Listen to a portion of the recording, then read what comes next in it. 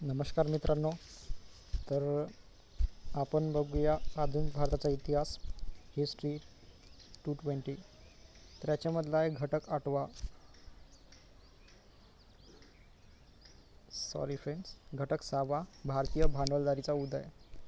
तर याच्यामध्ये जेवढं काही डिस्कस केलं आहे तेवढा ऑडिओच्या फॉर्मॅटमध्ये मी सादर करीत आहे. तर हा ऑडिओ जर तुम्हाला आवडला असेल तर याला लाईक आणि सबस्क्राईब कराल. तर बघूया मित्रांनो, घटक 6वा, भारतीय भांडवलदारीचा उदय. तर याची उद्दिष्ट बघूया, प्रस्ताविक बघूया आणि त्याच्यातील काही टॉपिक. तर उद्दिष्ट असे आहे की भारतीय भांडवलदारीचा उदय हे आधुनिक भारताच्या इतिहासातील एक महत्त्वपूर्ण स्थित्यंतर म्हणजेच बदल होते. या बदलाच्या विविध पैलूंची दखल आपण या घटकात घेणार आहोत. तर या घटकाचा अभ्यास केल्यावर आपल्याला काय काय कळेल, तर भारतीय भांडवलदारीच्या उदयाची प्रक्रिया विवरण करता येईल, भारतातील परकीय भांडवल गुंतवणुकीची कारणे सांगता येतील, भारतीय भांडवलदारीच्या उदयाला अनुकूल व प्रतिकूल ठरलेले घटक स्पष्ट करता येतील, भारतीय भांडवलशाहीच्या उदयाचे परिणाम सांगता येतील. तर प्रास्ताविक. ब्रिटिश कालखंडात भारताचा औद्योगिक ऱ्हास कसा घडून आला हे तिसऱ्या घटकामध्ये अभ्यासले आहे. एकीकडे जसा या पारंपरिक उद्योगांचा ऱ्हास झाला तसा 19व्या शतकाच्या उत्तरार्धात आधुनिक उद्योगधंद्यांचा विकासही होऊ लागला. भारतातील उद्योग क्षेत्रात परकीय भांडवलदारांनी भांडवल गुंतवणूक केली, ती त्यांना किफायतशीर ठरली म्हणजे फायदेशीर झाली. ब्रिटिश सरकारच्या पक्षपाती धोरणामुळे भारतीय भांडवलदारीच्या विकासात मात्र अनेक अडचणी उद्भवल्या, पण या अडचणींवर मात करून अखेर भारतीय भांडवलदारीने आकार घेतला. या उदय प्रक्रियेला विविध गोष्टी कारणीभूत ठरल्या. स्वदेशी भांडवलदारीच्या विकासाचे काही महत्त्वपूर्ण परिणामही घडून आले. विशेषतः राष्ट्रीय अर्थव्यवस्थेच्या विकासाला, आधुनिकीकरणाला व जागृतीला हातभार लागला.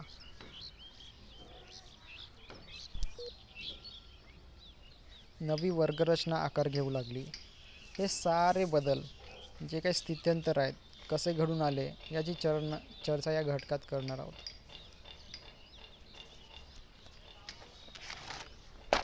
तर विषय विवेचनमध्ये आधुनिक उद्योगांचे नवे पर्व हा टॉपिक आहे. तर भारतात 19व्या शतकाच्या उत्तरार्धात आधुनिक उद्योगधंदे सुरू झाले. त्यामध्ये मड्यांचे उद्योग आणि कारखाना उद्योग या दोहोंचा समावेश होता. 1850 पासूनच्या दशकात भारतात यंत्रयुग सुरू झाले. कापड उद्योग, ताग उद्योग आणि कोळशाचा उद्योग यांचा विकास झाला. 19व्या शतकाच्या उत्तरार्धात या 3 उद्योगांव्यतिरिक्त चहाचा उद्योगही वाढीला लागला. त्या व्यतिरिक्त रुई पिंजणे व गट्टे बांधणे, तांदूळ सडणे, पिठाच्या गिरण्या, लाकूड कापणे, कातडी कमावणे, लोकर कापडाच्या गिरण्या, कागद निर्मिती, साखर निर्मिती अशा धंद्यांचे छोटे कारखाने आणि अभ्रक, घासलेट, लोखंड वगैरेंच्या खाणी असे आणखी काही उद्योग सुरू झाले. लोखंड व पितळ ओतणारे आणि अभियांत्रिकी व रेल्वेचे कारखानेही अस्तित्वात आले. अवजड उद्योगांना मात्र उशिरा सुरुवात झाली. या कालखंडात भारताच्या उद्योग क्षेत्रात प्रामुख्याने परकीय भांडवलदारांनी गुंतवणूक केली.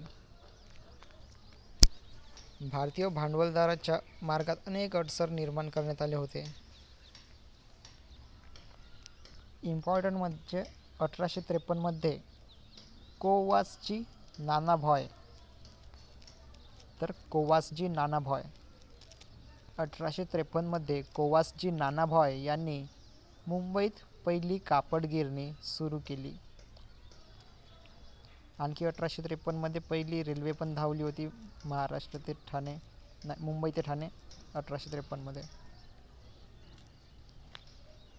तर 1853 मध्ये कोवासजी नानाभाय यांनी मुंबईत पहिली कापड गिरणी सुरू केली. 1905 पर्यंत भारतातील कापड गिरण्यांची संख्या 206 वर गेली. या गिरण्यांमध्ये 43,000 मजूर काम करत होते. 1855 मध्ये बंगालमधील रिश्रा येथे तागाची पहिली गिरणी सुरू झाली. 1855 मध्ये बंगालमधील रिश्रा येथे तागाची पहिली गिरणी सुरू झाली. 1901 पर्यंत तागिरण्यांची संख्या 36 वर तर मजुरांची संख्या 1,15,000 वर गेली. कोळशाच्या खाणींमध्ये काम करणाऱ्या मजुरांची संख्या 1906 पर्यंत 1,00,000 पर्यंत जाऊन पोहोचली. 1913-14 पर्यंत कापड गिरण्यांची संख्या 64 पर्यंत तर ताग गिरण्यांची संख्या 64 पर्यंत पोहोचली. 1914 पर्यंत कोळशाच्या खाण उद्योगातील कामगारांची संख्या 1,51,376 पर्यंत वाढली. 1850 ते 1914 या काळात भारत हा ताग उद्योगात जगातला सर्वात अग्रेसर देश बनला. कापड उत्पादनात 4-5व्या क्रमांकावर पोहोचला तर भारतीय रेल्वेचे जाळे तर जगात 3ऱ्या क्रमांकाचे ठरले. 20व्या शतकात पोलाद, सिमेंट व साखर उद्योगांचा विकास घडून आला. पुढचा टॉपिक आहे परकीय भांडवलदारीचे आगमन. तर 19व्या शतकाच्या मध्यापर्यंत इंग्लंडमधील औद्योगिक क्रांतीचा पहिला टप्पा पूर्ण झाला. इंग्लंडची प्रचंड औद्योगिक भरभराट झाली होती. अतिरिक्त भांडवल देशातल्या देशात गुंतवण्यापेक्षा परदेशात गुंतवणे फायदेशीर ठरणार होते. भारतावर ब्रिटिशांचीच राजकीय सत्ता असल्यामुळे ब्रिटिश भांडवलदारांना संरक्षण देणेही इंग्लंडला शक्य झाले. इंग्लंडच्या आणि इतर युरोपीय देशाच्या भांडवलदारांनी भारतात मोठ्या प्रमाणात गुंतवणूक सुरू केली. चहा, नीळ इत्यादी पिकांच्या व्यवसायावर त्यांनी विशेष लक्ष केंद्रित केले. या मडेवाल्यांप्रमाणेच कारखाना उद्योगातील युरोपीय भांडवलदारांनीही नफा मिळवायला सुरुवात केली. भारतीय उद्योग क्षेत्रातील परकीय भांडवल गुंतवणुकीची कारणे. परीक्षेतील हा इम्पॉर्टंट टॉपिक आहे, याच्यावर प्रश्न येऊ शकते. तर भारतीय उद्योग क्षेत्रातील परकीय भांडवल गुंतवणुकीची कारणे पुढील प्रमाणे. तर कारण होता पहिला, प्रचंड औद्योगिक प्रगतीमुळे व स्पर्धेमुळे मायदेशातील भांडवल गुंतवणुकीतून मिळणाऱ्या नफ्याचे प्रमाण घटू लागले. भारतासारख्या औद्योगिकदृष्ट्या अविकसित देशात हेच अतिरिक्त भांडवल गुंतवण्यामुळे नफ्याचे प्रमाण खूप वाढणार होते. दुसरा पॉईंट, भारतात आधुनिक उद्योगांअभावी फारशा स्पर्धेला तोंड द्यावे लागणार नव्हते. म्हणजे भारतात तेवढे उद्योग नव्हते, त्याच्यामुळे त्यांना मोका होता इथे गुंतवणूक करायचा. त्याच्यामुळे त्यांना कॉम्पिटिटर जास्त नव्हते. तर पॉईंट तिसरा, कच्चा माल स्वस्त दरात व विपुल प्रमाणात उपलब्ध होत होता. चौथा पॉईंट, औद्योगिकरणाचा अभाव, दारिद्र्य व बेरोजगारी यांमुळे भारतात मजूर पुरवठा मोठ्या प्रमाणावर होत होता आणि मजुरीचे दर अत्यल्प असल्यामुळे नफ्याचे प्रमाण वाढणार होते.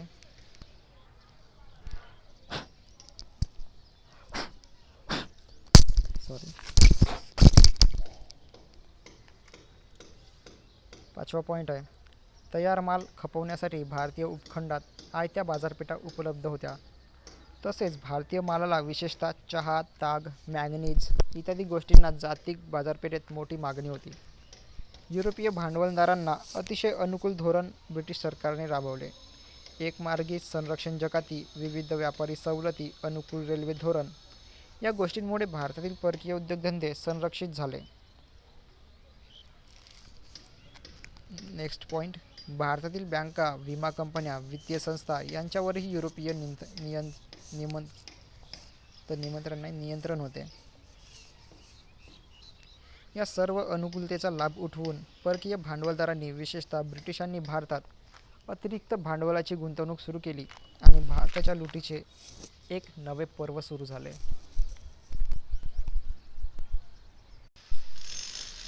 पुढचा टॉपिक, भारतीय भांडवलदारीच्या उदयातील अडसर.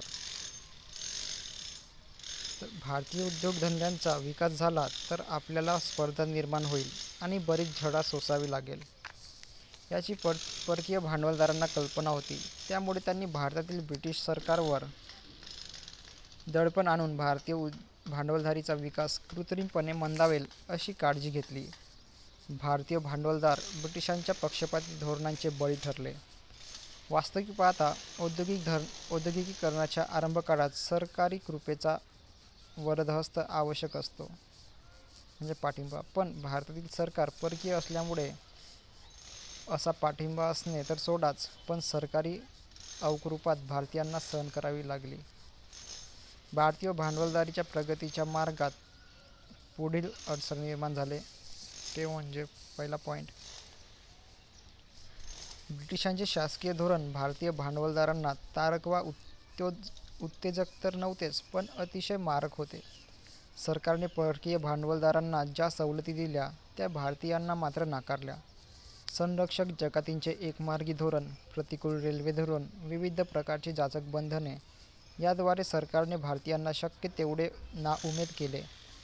बाल्यावस्थेत उद्योगधंद्यांना लागणारे संरक्षण भारतीयांसाठी नाकारण्यात आले. भारतामध्ये 1853 साली रेल्वे सुरू झाली तेव्हा ती आधुनिक उद्योगांची पूर्वसूरी ठरेल असे भाकीत कार्ल मार्क्सने केले होते. पण त्याच मार्क्सने 1881 मध्ये भारतीयांना रेल्वे निरुपयोगी ठरल्याबद्दल विवाद व्यक्त केला. कारण रेल्वेच्या उद्योगात परकीय भांडवल गुंतवणूक प्रचंड होती. रेल्वे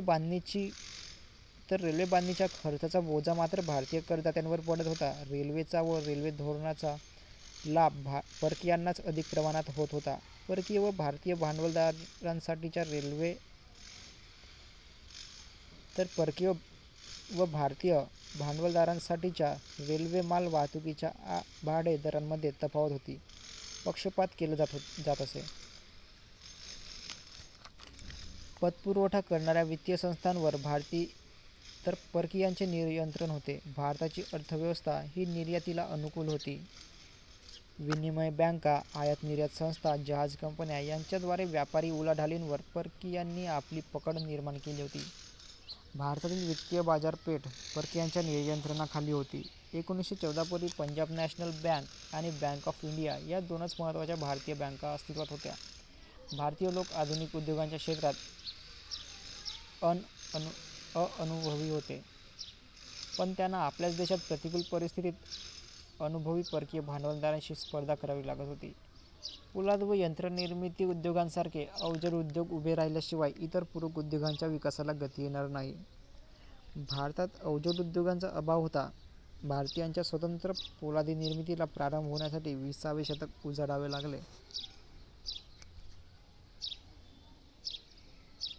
तर भारतीयांच्या स्वतंत्र पोलाद निर्मितीला प्रारंभ होण्यासाठी 20वे शतक उजाडावे लागले. पुढचा टॉपिक आहे भारतीय भांडवलदारीचा उदय. तर 19व्या शतकाच्या उत्तरार्धात ब्रिटिश साम्राज्यवादाचे आव्हान हेरून भारतीय विचारवंत स्वदेशी उद्योगांच्या विकासाची आकांक्षा बाळगू लागले. त्यांनी भारतीयांच्या औद्योगिक जाणिवा जागृत केल्या. राष्ट्रीय अर्थशास्त्राचा उदय भारतीय भांडवलदारीला उपकारक ठरला. 13 मे 1849 रोजी प्रभाकरमधील आपल्या पत्रात लोकहितवादी यांनी केलेले आवाहन अत्यंत अर्थपूर्ण आहे. ते म्हणतात, ब्राह्मण लोकांनी आपल्या मूर्खपणाच्या समजुती सोडाव्यात आणि केवळ कारकून आणि भट हे दोनच रोजगार आम्ही करू असे म्हणू नये. या देशात आणखी पुष्कळ रोजगार आहेत व तेही आता दिवसेंदिवस इंग्रज घेत चालले आहेत. सावकारी, शेतकी वगैरे इंग्रज करू लागले. हेच रोजगार आपल्या लोकांनी करावे. कोणते म्हणाल तर काच, कापड, सुरी, कातरी, लाकडी सामान, घड्याळे, चाबूक, यंत्रे इत्यादी पुष्कळ इकडे इंग्रज खपवितात. हे सर्व आपल्या लोकांनी करावयास शिकावे व येथे जो माल खपणार नाही तो दुसऱ्या देशात घेऊन जावा आणि तेथे विकावा. तर असे लोकहितवादींनी म्हणले होते. तर प्रभाकर या पत्रामध्ये. तर दादाभाई नौरोजी आणि न्यायमूर्ती रानडे यांनी स्वदेशी उद्योगांचा पुरस्कार केला. अर्थात त्यांचे दृष्टिकोन भिन्न होते. परकीय भांडवलाबाबत न्यायाधीश रानडे हे अधिक स्वागतशील होते, तर दादाभाईंचा जास्त भर स्वदेशी भांडवल निर्मितीवर होता. टिळक, नामजोशी, आगरकर इत्यादी तरुणांनी दादाभाईंच्याच मार्गाचा पुरस्कार केला. औद्योगिक उन्नतीशिवाय दोन पक्षांच्या भूमिका अधिक अध्ययनात दिलेल्या उतार्यावरून स्पष्ट होऊ शकतील. सार्वजनिक काका आणि न्यायाधीश रानडे यांनी सार्वजनिक सभेच्या माध्यमातून स्वदेशीच्या चळवळीला चालना दिली. 1872 ते 73 मध्ये दादाभाईंनी स्वदेशी उद्योगांच्या ऱ्हासाविषयी व त्यावरील उपायांविषयी प्रभावी व्याख्याने दिली. शाळा कॉलेजांपेक्षा कारखाने राष्ट्राच्या नवीन उपक्रमांना जन्म देऊ शकतील, असे न्यायाधीश रानडे यांना वाटत होते. पाश्चात्य पद्धतीची औद्योगिक क्रांती व्हावी या उद्देशाने त्यांनी भारतीय उद्योगांसाठी संरक्षक जकातींच्या तत्त्वाचा पुरस्कार केला. अर्थशास्त्राच्या आधारे आपले मत सरकारला पटवून देण्याचा प्रयत्न त्यांनी केला. टिळकांनी 13 फेब्रुवारी 1881 च्या मराठामध्ये लिहिले, आपण भांडवलदार व उद्योजक बनले पाहिजे. व्यापाऱ्यांचे, यंत्रनिर्मात्यांचे आणि दुकानदारांचे राष्ट्र बनले पाहिजे.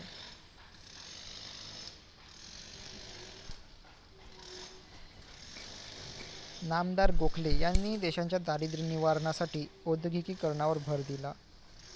तांत्रिक शिक्षणासाठी संस्था स्थापन करण्याची आणि उद्योगधंदे वाढवण्याची मागणी ते सतत करत असत.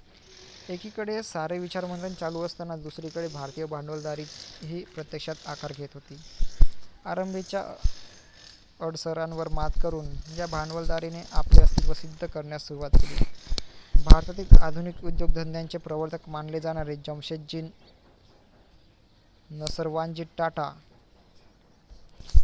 यांचे असे मत होते की जमशेदजी नसरवानजी टाटा हे असे म्हणतात, यांचे मत म्हणजे इतर पुढारलेल्या राष्ट्रांच्या बरोबरीने भारताला जायचे असेल तर त्याचे औद्योगिक कार्यक्षेत्र विस्तृत झाले पाहिजे.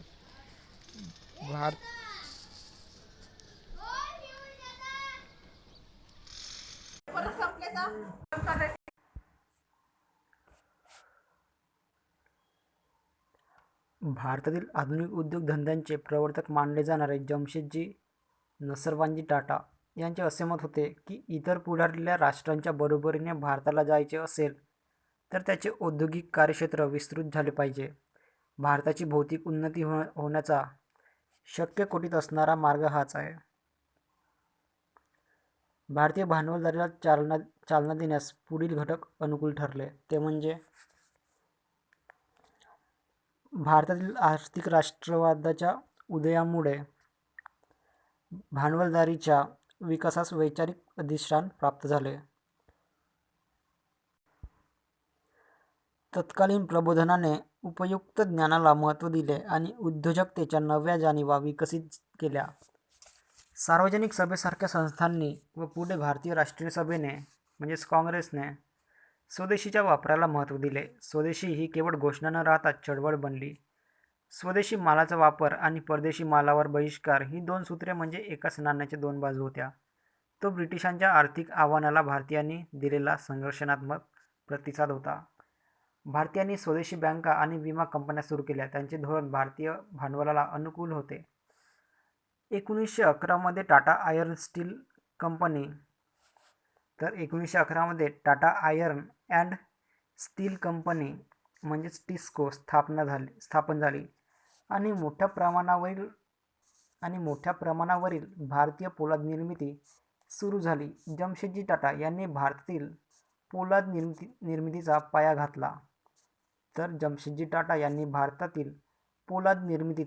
घातला. तसेच त्यांनी जलविद्युत निर्मितीला उत्तेजन दिले. भारतीय कापड उद्योगाच्या आधुनिकीकरणाचे श्रेयही जमशेदजींकडे जाते.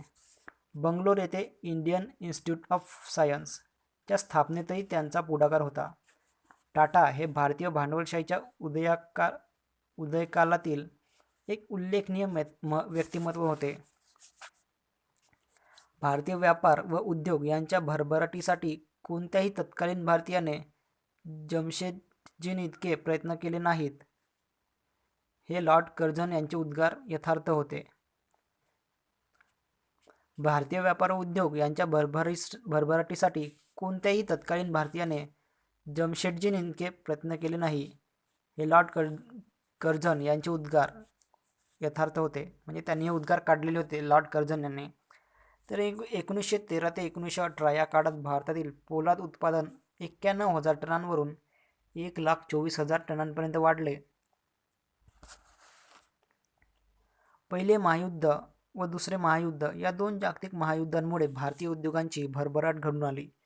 युद्ध काळात साम्राज्यवादी भांडवलशाही राष्ट्रे अडचणीत आली.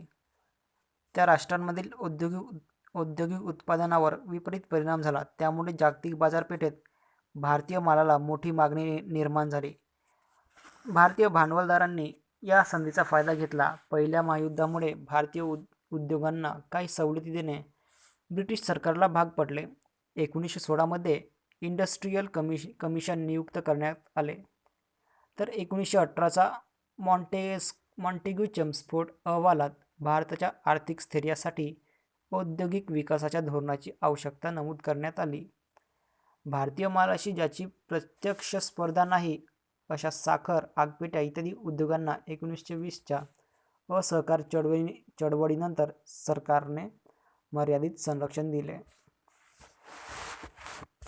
अशा विविध घटकांमुळे भारतीय भांडवलशाही स्थिरावू लागली. तरी या औद्योगिक प्रगतीची मर्यादाही लक्षात घ्यायला हवी. ही प्रगती खूपच संथ होती. भारतातील पारंपरिक उद्योगांच्या विनाशाच्या तुलनेने नव्या औद्योगिकरणाचा वेग अतिशय कमी होता. द इकॉनॉमिस्ट या वृत्तपत्राच्या भारतीय पुरवणीत 1936 मध्ये नमूद केले की उद्योगांवर अवलंबून असलेल्या लोकसंख्येचे प्रमाण घटण्याकडे कल दिसून येत आहे. जरी भारताने आपल्या उद्योगांचे आधुनिकीकरण आरंभलेले असले तरी अद्याप भारताचे औद्योगिकरण झालेले आहे असे म्हणणे अवघड आहे. 1939 मध्ये भारतात फक्त 7 अभियांत्रिकी महाविद्यालय अस्तित्वात होती. त्यांची एकूण विद्यार्थी संख्या फक्त 2,217 इतकी होती. 1951 मध्ये भारताच्या सुमारे 35 कोटी 70 लाख लोकसंख्येपैकी जेमतेम 23 लाख लोक आधुनिक उद्योगधंद्यांमध्ये काम करत होते. तर नेक्स्ट टॉपिक आहे भांडवलदारीच्या उदयाचे परिणाम. तर भांडवलदारीच्या उदयाचे काही परिणाम पण झाले ते पण जाणून घेऊया. तर भारतीय भांडवलदारीचा उदय ही आधुनिक भारताच्या इतिहासातील विशेष अर्थपूर्ण प्रक्रिया होती. या प्रक्रियेचे परिणाम आता लक्षात घेऊ. भारतातील आधुनिक उद्योगांच्या विकासामुळे भारत एकीकडे जागतिक बाजारपेठेशी अधिक मोठ्या प्रमाणात जोडला गेला आणि दुसरीकडे देशांतर्गत बाजारपेठेतील मागणीला सुद्धा स्वदेशी प्रतिसाद मिळू लागला. यातून भारतीयांत एक नवा आत्मविश्वास निर्माण होण्यास मदत झाली. भारतीय भांडवलदार हे परकीय भांडवलदारांचे कनिष्ठ सहकारी बनले नाहीत, तर त्यांनी स्वतंत्र भांडवल उभारणी व गुंतवणूक करून आपली वेगळी अस्मिता दाखवली. भारतीय भांडवलदारांनी आपले वेगळे संघटन उभे केले आणि 1927 मध्ये the Federation of Indian Chamber of Commerce 1927 मध्ये the Federation of Indian Chamber of Commerce and इंडस्ट्रीजची स्थापना केली. 1927 मध्ये the Federation of Indian Chamber of Commerce and इंडस्ट्रीजची स्थापना केली. या संघटनेला लवकरच ब्रिटिश सरकार आणि भारतीय लोकांची मान्यता मिळाली. आधुनिक उद्योगांमुळे नागरीकरणाला चालना मिळाली. लोकसंख्येची स्थलांतरे होऊ लागली. नवी औद्योगिक शहरे ही आर्थिक उन्नतीची, राजकीय जागृतीची, सामाजिक चळवळीची आणि शैक्षणिक सांस्कृतिक प्रगतीची केंद्रे बनू लागली. म्हणजेच भारताची आधुनिकता साकार करण्यात नव्या औद्योगिकरणाचा वाटा होता. नागरीकरणातून अनेक समस्याही उद्भवल्या. त्यांचाच विचार 5व्या घटकामध्ये झाला आहे. तर भारतीय भांडवलदारीच्या उदयामुळे आर्थिक घडामोडीचा परिघ देशव्यापी बनला. एवढेच नव्हे तर जागतिक पातळीपर्यंत पोहोचला. देशांतर्गत आर्थिक विनिमय व्यवहारांना गतिशीलता प्राप्त झाली. समान गरजा, समान जाणीव आणि समान समस्यांच्या धाग्यांनी भारतीय लोक बांधले जाऊ लागले. या सर्वांतून राष्ट्रीय अर्थव्यवस्थेच्या विकासाला हातभार लागला. भारतीय भांडवलदारी व राष्ट्रीय चळवळ या एकमेकींना पूरक ठरल्या. राष्ट्रीय सभेने संरक्षक जकाती, हुंडनावळीचे दर इत्यादी संदर्भातील भांडवलदारांच्या मागण्यांना पाठिंबा दिला. स्वदेशीच्या राजकीय चळवळीने जसे स्वदेशी भांडवलदारीला उत्तेजन दिले, तसंच भांडवलदारांनी राष्ट्रीय चळवळीला हातभार लावला. काही उद्योगपतींनी ग्रामोद्योगांना पुनरुज्जीवनाला मदत केली. काही जण राष्ट्रीय आंदोलनात सामील झाले. त्यांनी तुरुंगवासही भोगला. या संदर्भात जमनलाल बजाज, वाडीलाल मेहता, सॅम्युअल एरन, लाला शंकरलाल यांचा निर्देश करता येईल. चळवळीत प्रत्यक्षपणे न उतरता ज्यांनी आर्थिक मदतीचा हात पुढे केला त्यांमध्ये बिर्ला, साराभाई, वालचंद्र हिराचंद यांचा नामोल्लेख करता येईल. भारतीय भांडवलदार हे समाजवादाच्या विरोधी असले तरी ते साम्राज्यशाहीचे विरोधक होते. आर्थिक प्रेरणा राजकीय चळवळीच्या मुळाशी कशा असायच्या याचे उदाहरण म्हणजे 19व्या शतकाच्या अखेरपर्यंत मुंबई, अहमदाबादसारखी औद्योगिक शहरे इंग्लंडमधील मँचेस्टरशी प्रतिस्पर्धी बनली नव्हती, कारण तोपर्यंत कापडापेक्षा सुती धाग्याच्या उत्पादनावर त्यांचा भर होता. 20व्या शतकाच्या आरंभी चीनमधील युद्धजन्य परिस्थिती व मुंबईतील प्लेग यांच्या परिणामांमधून सुताचे उत्पन्न घटले, तसेच जपानी स्पर्धेला तोंड देणेही अवघड जाऊ लागले. यानंतर सूत कताईपेक्षा विणकामावर भर दिला जाऊ लागला आणि त्यांचे विशेष प्रत्यंतर अहमदाबादच्या उद्योग विश्वात येऊ लागले. या स्थित्यंतरामुळे अहमदाबाद मँचेस्टरशी स्पर्धा करू लागले. महात्मा गांधींच्या नेतृत्वाच्या उदयकालात राजकीय चळवळीतील अहमदाबादच्या प्रभावी सहभागाच्या मुळाशी हे आर्थिक वास्तविक दडलेले होते. तर पॉईंट आहे इथे, आधुनिक उद्योगधंद्यांच्या विकासामुळे भारतात प्रादेशिक विकासातील असमतोल निर्माण झाला. उद्योगधंदे विशिष्ट परिसरात केंद्रित झाले, त्यामुळे औद्योगिक शहरे संपन्न बनू लागली, पण ग्रामीण दुरावस्था मात्र वाढू लागली. भारतीय भांडवलदारांमधून काही औद्योगिक घराणी पुढे आली, त्यांचे उद्योग समूह तयार झाले, यातून संपत्तीचे औद्योगिक सत्तेचे केंद्रीकरण घडू लागले. Killick Nixon, Sassoon, Andrew Yule, Brandy, Jardine, Skinner असे परकीय, तर टाटा, बिर्ला, डालमिया असे भारतीय उद्योग समूह आपली मक्तेदारी गाजवू लागले. भारतीय समाजात दोन नवे वर्ग उदयास आले, ते म्हणजे भांडवलदार वर्ग व कामगार वर्ग. या वर्गांचे लोकसंख्येतील प्रमाण जरी फार थोडे असले तरी ते जागृत आधुनिक वर्ग होते. किंबहुना सार्वजनिक जीवनातील ते प्रभावी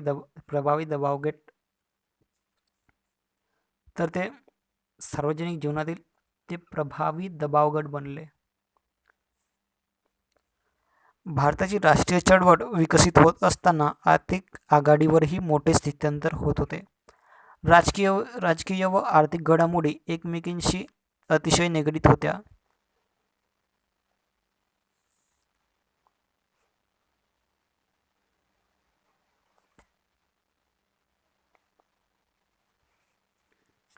तर आपण सारांश बघूया याचा आता.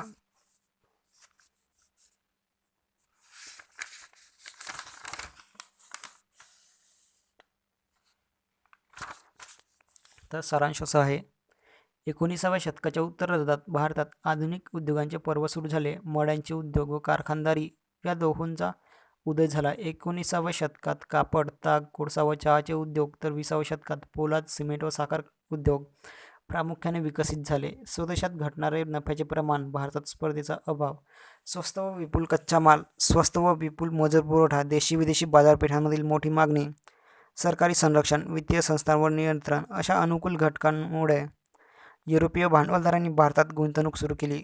भारताच्या लुटीचे नवे पर्व सुरू झाले.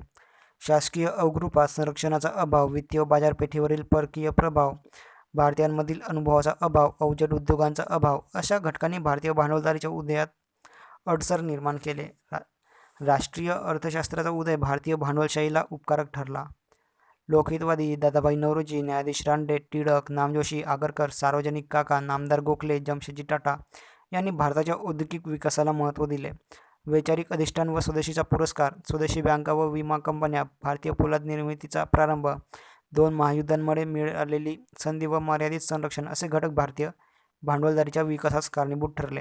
अर्थात या औद्योगिक प्रगतीचा वेग खूपच मंद होता. भारतीयांना प्राप्त झालेला नवा आत्मविश्वास, नागरीकरणाला व आधुनिकतेला मिळालेली चालना, राष्ट्रीय अर्थव्यवस्थेच्या विकासास हातभार, राष्ट्रीय चळवळीला हातभार, प्रादेशिक विकासातील असमतोल, संपत्ती व औद्योगिक सत्तेचे केंद्रीकरण, नवी वर्गरचना असे भारतीय भांडवलशाहीच्या उदयाचे महत्त्वपूर्ण परिणाम घडून आले. भारतातील राजकीय व आर्थिक स्थित्यंतरे परस्परांशी निगडीत होती. तर तुम्हाला ऑडिओ जर आवडला असेल तर या चॅनलला या व्हिडिओला लाईक आणि सबस्क्राईब नक्की कराल. धन्यवाद.